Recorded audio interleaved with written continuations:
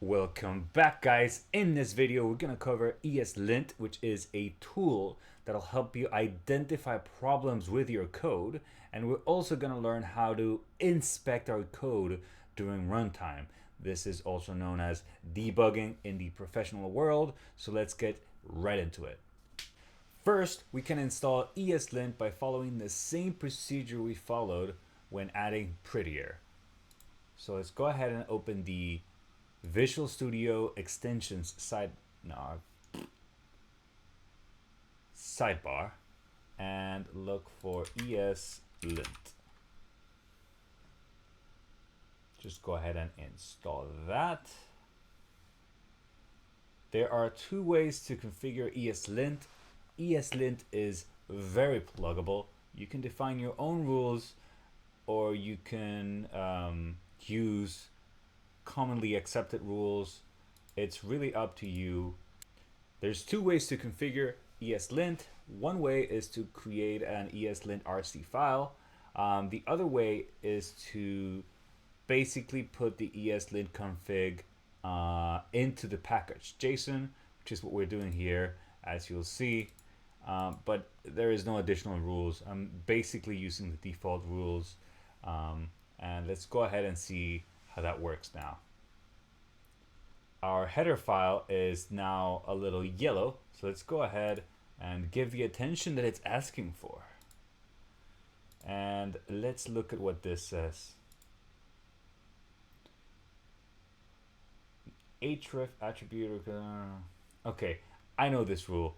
It's basically saying anchor tags should be used for hyperlinks. And in this case, it's not being used as a hyperlink. It's kind of a pseudo button, if you will.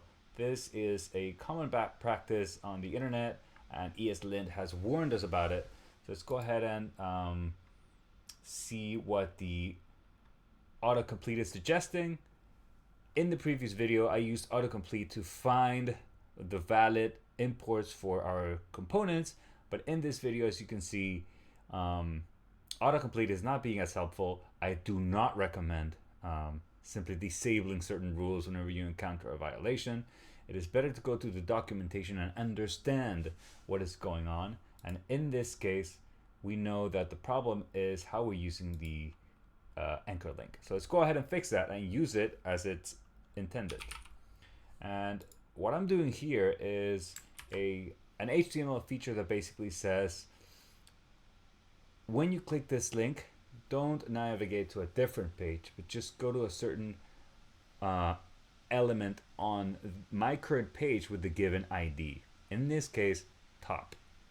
So now that we've added this here, you can see the linter is happy, the error is gone, the file looks green, but let's just go ahead and complete this by adding it to the top of our navigation, to the top of our application. So now everything is good, and ESLint has already provided some value. So let's go ahead and talk about debugging. In order to be able to debug our React apps, we have two ways of doing it.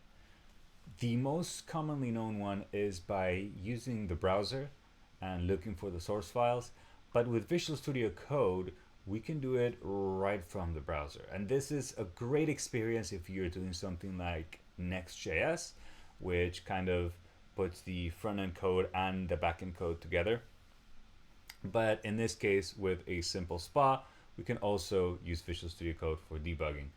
What we need to do is go ahead and add a debugger, and in this case, we're going to use Chrome. We are going to go ahead and change our port so that it matches the one our application will be using when it launches. And let's go ahead and start our application. We can do that by npm run start. And if we go ahead and launch the debugger, which we can do with F5, here's my React app running, we should be able to hit this breakpoint. There we go. It's hit. So now if we set a breakpoint into the header component, I'm going to hit F5 to let it continue. it's going to go ahead and hit the next breakpoint. So there we go. That's all you need to do in order to debug a React application in Visual Studio Code. And now when we get into the meat of wiring up our timer and hooks and using state and things like that, we'll be able to troubleshoot as we go along. See you next time.